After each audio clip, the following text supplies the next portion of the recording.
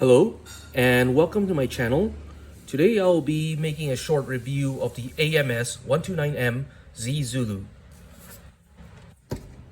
This Zee Zulu is part of the HGUC line, and it is released by Bandai right in around the year 2011. As you can see here, this is actually an old model kit that I own exactly around the year 2011 as well.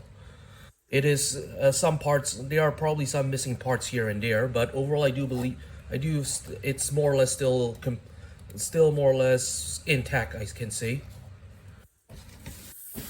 Now, this suit is based from its name, the AMS-129M Zee Zulu. This is actually an amphibious modification of the Yara Zulu. Which actually have a green color and it did not have all the aquatic modifications right over here. See, these flippers can be removed as well. Okay. Now, the first step of the review, I would like to go into most of its accessories. As you can see here, this mobile suit do have a lot of stuff to work around with. The first, of course, as I show you, is the flipper. The flipper are quite easily detachable. This ballast tank here, this tank right here is actually quite easy to detach as well. See? And my favorite part is most likely the claws over here. As you can see here, it's aside from the knife, this claws can bend like this. And then it can actually spread out like this. Same goes for to the one over here. See, it can go here. It can, and the knife just move it here to give it more flexibility right over here. There. You can see here it basically have a loads of melee weapon to work with. The claw you can choose to keep the claw this way or like this, just to more close up together. The knives can actually be stored in the back right over here. See, there was storage here, and its optional weapon is actually this thing right over here. It has a rifle. This is actually one of my favorite rifle design because it does resemble a real life weapon. See, it looks like an AK-47 or an STG-44. Right? Now, from here I would go into its articulation. Right? Now, what else can we see? Okay. The articulation is actually quite straightforward here. See, it was kept together with more or less some kind of a being directly with a step together. As you can see here, this is its shoulder guard over here, which can actually also be removed as well.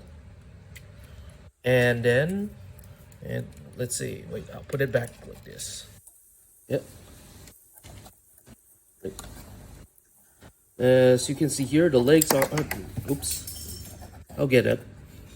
Okay, you see the legs are, well, I wouldn't say the most flexible out of every model kit I've owned, but it more or less does its job.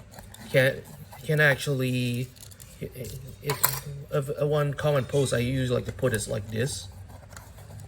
You can see here, it can stretch its leg pretty wide like this, and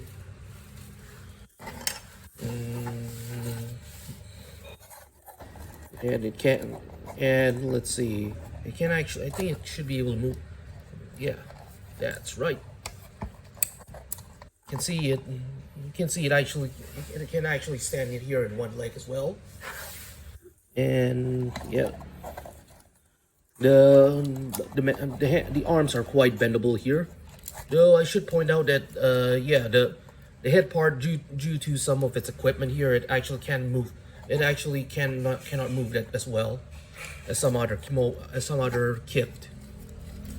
Okay, Now I get what. So overall, what do I really do like this model kit.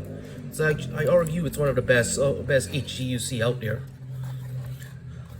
With Well, yeah, the head may be a bit immobile, but and the articulation may not be as good as some other kit, especially the more modern one. But one I can say I like I like the coloration over here. It captured the navy blue color very well. The stickers is yes, it's kind of a lot, but it's not as not as difficult to put around as some others. Let's see. Also, another thing I do also like is, yeah, the weapon. Well, it does have a lot of weapon to play around with, and then as well, if you remove the head, you can actually adjust the mono eyes over here.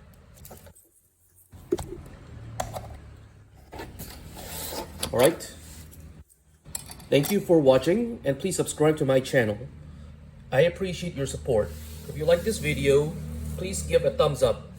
Thank you.